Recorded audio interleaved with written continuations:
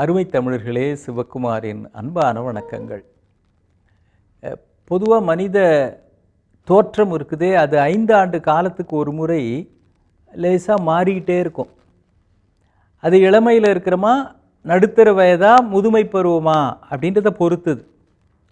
இளமையாக இருந்தால் 5 ஆண்டுகளுக்கு ஒரு முறை மெருகு கூடிக்கிட்டு இருக்கும், உடல் வலிமை அதிகமாகிட்டே இருக்கும். ஒரு 20 வயசுக்கு மேலே உடம்பு திடகாத்திரம், மசில்ஸ்லாம் ஃபார்ம் ஆகும். ஆண்களாக இருந்தால், பெண்களாக இருந்தாலும் அந்த முகப்பொலிவு, தேஜஸ் இதெல்லாமும் இன்னும் கூடுதலாக மாறும். இளமையினுடைய சிறப்பு அது. நடுத்தர வயதாக இருந்தால் இதெல்லாம் கொஞ்சம் குறையும், ஆனால் ஒரேடியாக குறையாது. முதுமை வர வர 5 ஆண்டுகளுக்கு ஒரு முறை அப்புறம் ஃபுல் பாடி செக்கப்பு, பார்ட் பாடி செக்கப்பு அப்படின்னு எல்லா அவயவங்களும் ஒழுங்காக இயங்குதான்னு பார்த்து அதுக்கேற்ற மாதிரியான உடம்பு தோற்றம், அமைப்பு. இது உடல் தோற்றத்துக்கு தானே தவிர, இதே மாதிரி மனமும் 5 ஆண்டு காலத்துக்கு ஒரு முறை கொஞ்சம் கொஞ்சமாக பக்குவப்பட்டு கொண்டே இருக்க வேண்டும். பல பேருக்கு அதை பற்றிலாம் கவலையே இல்லை. சில பேர் 25 வயசில் எப்படியே அறவேக்காடாக இருந்தோன்னா அப்படியே 50 வயசுலையும் இருப்பான், 60 வயசுலையும் இருப்பான். அப்படியே வாழ்ந்து முடிக்கிறவர்களும் இருக்கிறார்கள். அந்த வயதுக்கேற்ற மெச்சூரிட்டி அப்படின்னு சொல்லுவாங்களே, எல்லோருக்கும் வயதாகிறது, ஆனால் முதிர்ச்சி என்பது சிலருக்குத்தான் வருகிறது அப்படிம்பாங்க. அந்த முதிர்ச்சின்றது மன முதிர்ச்சி. ஆனால் அதுவும் நம்மிடம் இருக்கிறதா அப்படின்னு அடுத்தவர்களுடைய மன உணர்வுக்கு எவ்வளவுக்கு எவ்வளவு மதிப்பு தருகிறோமோ அந்த அளவுக்கு நாம் வளர்கிறோம் அப்படின்றது அடையாளம். வயது அதிகமாக அதிகமாக சுயநலம் அதிகமாயிட்டு கூட. சில பேருக்கு பார்த்தீங்கன்னா அவனை பொறுத்த வரைக்கும் இந்த உலகமே அவன் காலில் ஆரம்பித்து தலையில் முடிஞ்சிருது. உலகமே அவன் காலில் ஆரம்பித்து தலையில் முடிஞ்சிடும். அடுத்தவங்க இருக்கிறாங்க, அவங்களுக்கும் அதில் ஒரு பங்கு இருக்கிறது. அவர்களுக்கும் நம்மால் எந்த வகையிலும் தொந்தரவு இருக்கக்கூடாது, அதையும் அனுசரிக்க வேண்டும்ன்றதெல்லாம் பொதுவாக பயணங்களில் போகிறப்போ பார்க்கலாம். அப்படி தரத்துன்னு ஏறுவாங்க, ஒரு குடும்பமாக ஏறுவாங்க. கையில் ஏகப்பட்ட லக்கேஜ் இருக்கும். நம்ம உக்காந்துட்டு இருப்போம். அது காலு கடியில் அந்த டப்பா வை, இந்த பைய எங்கே வை, அந்த பாயை தூக்க தலை மேலே வை, இப்படி தான் கச்சா முச்சான்னு கத்திட்டு இருப்பாங்க. அதுவும் இரவு நேரத்தில் ஏறி இருக்கிறோமே, எல்லாரும் படுத்துட்டு இருப்பாங்களே, கம்பார்ட்மெண்ட்டில் தூங்கிட்டு இருப்பாங்களே, அதை பற்றிலாம் எந்த கவலையும். நாம் ஏறணும், நாம் சௌரியமாக உக்காரணும், நம்ம பொட்டி படுக்கையோட இந்த இடத்துல குடும்பம் நடத்த போகிற மாதிரி செட்டில் ஆகணும் அப்படின்ற நினப்பு இருக்குமே தவிர, கொஞ்சம் மெதுவாக பேசுவோம். தூங்கிட்டு இருக்கிறாங்க, இரவு மணி 11, 12, நம்ம நடுவில் ஏதோ ஒரு ஸ்டேஷனில் ஏறிட்டு கத்தக்கூடாது. அந்த சின்ன சின்ன நாகரீகங்கள், பக்குவம், பண்பாடு, இதையெல்லாம் பல சமயங்களில் பார்க்க முடிவது இல்லை. பெயக்கண்டும் நஞ்சுண்டமைவர் நயத்தக்க நாகரீகம் வேண்டுபவர் அப்படின்னு 2000 வருஷத்துக்கு முன்னாலே எவனோ ஒருத்தன் தெரியாமல் நம்மகிட்ட சொல்லிட்டு போயிட்டான். இதெல்லாம் நம்ம படித்து மனப்பாடம் பண்ணி பின்பற்றுவோம் அப்படின்னு அவருக்கு ஒரு மூட நம்பிக்கை. இல்லை, பிள்ளைங்க அவங்களா நல்லா இருக்கட்டுமே, பின்பற்றுகிறவர்கள் பின்பற்றட்டுமே அப்படின்னு அவர் சொல்லிட்டு போயிருக்கிறார்.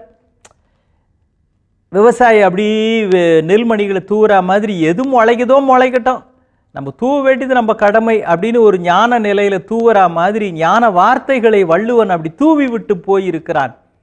எந்த மனதில் ஈரம் இருக்கிறதோ அங்கே அது விதை நெல்லாக மாறி முளைவிடும் அப்படிங்கிற நம்பிக்கையில். அண்மையில் ஒரு இதே மாதிரி ஒரு அனுபவம். இரவு நேரம் இப்போ தான் கையில் ஒரு ஒரு குட்டி சாத்தா ஒன்று கையில் வச்சுருக்கிறாங்களே, நேரங்காலம் இல்லை, எப்போ பாரு அதை பார்த்துக்கிட்டு சில பேர் காதில் மாட்டிக்கிட்டு பாட்டு கேட்டுக்கிட்டு ராத்திரி 1 மணி 2 மணி 3 மணி வரைக்கும் சென்னையில் ஏறி கோயம்புத்தூரில் போய் இறங்குற வரைக்கும் கேட்டுக்கிட்டு உட்காந்துருக்காங்க. சார்ஜ் இல்லைனாலும் சார்ஜை போட்டுட்டு அப்படியே ஏற்றிக்கிறாங்க.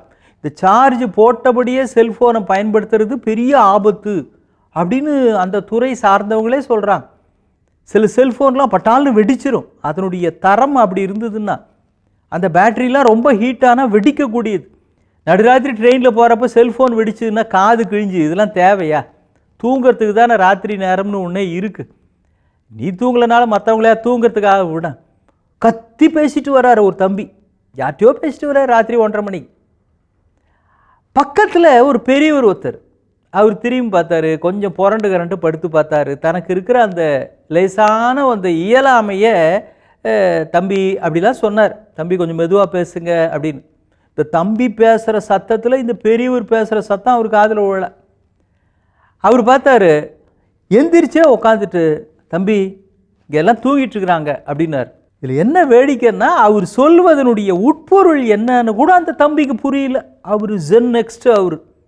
அவர் அடுத்தாப்பில் ஒரு கேள்வி கேட்டார் பாருங்க. இவர் ஏதோ அவர் சொத்தை எழுதி வைக்கிறியா அப்படின்னு கேட்டா மாதிரி அப்படி இப்படி பார்த்துட்டு ஓகே ஸோ வாட் அப்படின்னாரு. அவர் பச்சவரான். இவர் பெரியவருக்கு ஒன்றும் இங்கிலீஷ் தெரியா பாருங்க. ஓகே ஸோ வாட்டான். இப்போ இந்த பெரியவருக்கு லேசாக எரிச்சல் வந்தது. இப்போ அவர் சொன்னதனுடைய அர்த்தம் என்னன்றதை வெளிப்படையாக சொல்கிறார். இங்கே எல்லோரும் தூங்கிட்டு இருக்கிறாங்க, நீங்கள் இப்படி கத்தி பேசிக்கிட்டு இருக்கிறீங்க, மெதுவாக பேசுங்க, இல்லை அணைச்சிட்டு தூங்குங்க, அடுத்தவங்களுக்கு தொந்தரவு இல்லாமல் உங்கள் வேலையை நீங்கள் பாருங்கள் அப்படின்னாரு. இவர் ஒன்று நான் ட்ரெயினில் வரேன், நான் ரிசர்வ் பண்ணிட்டு வரேன், எனக்கு என்ன பேசுகிறதுக்கு உரிமை இல்லையா? லா பாயிண்ட்டு கேட்குறாரு. எனக்கு பேசுகிறதுக்கு உரிமை இல்லையா? அந்த பெரியவர் சொன்னார் பாருங்க, தம்பி உங்களுக்கு பேசுகிறதுக்கு உரிமை இருக்கிற மாதிரியே மற்றவங்களுக்கும் தூங்கிறதுக்கு உரிமை இருக்குது. சட்டப்படி ட்ரெயினில் போகிறப்போ ராத்திரி 10:30 மணிக்கு மேலே செல்ஃபோன் பார்க்கக்கூடாது, செல்ஃபோனில் பேசிட்டு வரக்கூடாது, அடுத்தவங்களுக்கு தொந்தரவு இருக்கக்கூடாது. இதுக்கு சட்டமே இப்போ இருக்குது தெரியுமா உங்களுக்கு அப்படின்னு பிறகு தான் அந்த தம்பி அடங்கினார். இப்போ நீங்கள் பேசுகிறத நிறுத்துறீங்களா, தூங்க விட்றீங்களா, இல்லை டிடிஆர்ட்ட கம்ப்ளைண்ட் பண்ணிட்டோமா அப்படின்னு அவர் சொன்னதில் இருந்த அந்த தார்மீக பலம் கப்புச்சிப்புன்னு தம்பியை படுக்க வச்சிச்சு. இது தேவையா? அடுத்தவர்கள் ஒரு விஷயத்தில் எப்படி நம்ம நடந்துக்கணும்னு எடுத்து சொல்கிற அளவுக்கு வச்சுக்கிட்டோம்னாலே இந்த மனத்தளவில் பக்குவப்படவில்லை அப்படின்றதுக்கான அடையாளம் தான். மனத்தளவில் பக்குவப்படுவதுன்றது வேற ஒன்றும் இல்லை, பிறருடைய உணர்வுகளுக்கு மதிப்பளிப்பது, அவ்வளவுதான். திருச்சியில் ஒரு கல்லூரியில் நிகழ்ச்சிக்காக தந்தை பெரியாரை கூப்பிட்டுருக்குறாங்க. அப்போ அவருக்கு ரொம்ப உடல்நிலை முடியாத நேரம், ஆனால் ஒத்துக்கிட்டமே அப்படின்ற காரணத்துக்காக அவர் போகிறாரு. அப்போவே 2 பக்கமும் 2 பேர் தாங்கி பிடித்து கொண்டு தான் நடக்கிற நிலைமையில தான் அவருடைய உடல் நிலை. அங்கே நிகழ்ச்சி தொடங்குது. நிகழ்ச்சி தொடக்கத்தில் இந்த ப்ரேயர் சாங் அப்படின்னு ஒன்று பாடுவாங்களே, கடவுள் வாழ்த்து. அப்போ அவர்கிட்ட கொஞ்சம் சொல்கிறாங்க, ஐயா எல்லாரும் எந்திரிச்சு நிற்பாங்க கடவுள் வாழ்த்தும் போது, நீங்கள் எந்திரிச்சு நிற்கணும்னு அவசியம் இல்லை, நீங்கள் அமர்ந்தே இருக்கலாம் அப்படின்னு சொல்லிட்டாங்க.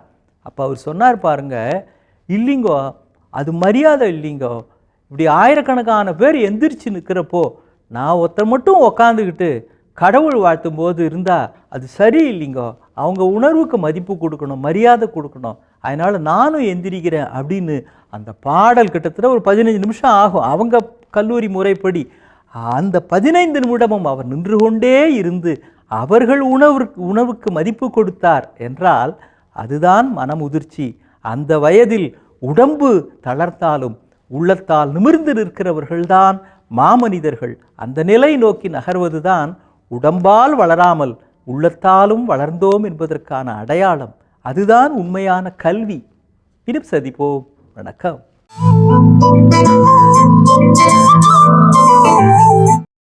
இன்னும் பல வீடியோக்களை காண சன் லைஃப் சேனலை சப்ஸ்கிரைப் பண்ணுங்க.